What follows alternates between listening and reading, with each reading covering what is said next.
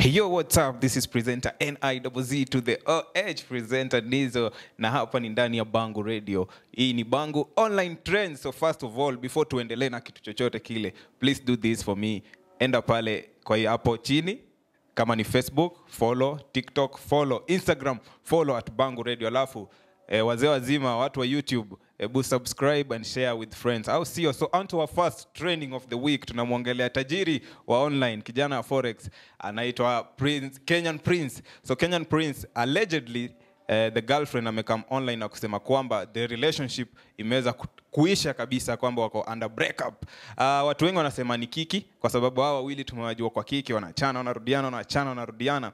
Lakini mzee mzima anamwongelea Kenyan Prince amesema kwamba yeye bora ni pesa, anataka pesa zingine zaidi, na allegations za manzi yake anasema kwamba Kenyan Prince alimcheat, na kama mwanamke yoyote yule anafeel kwamba anafaa, hiyo ni disrespect, anafaa kuondoka hata kama kuna pesa.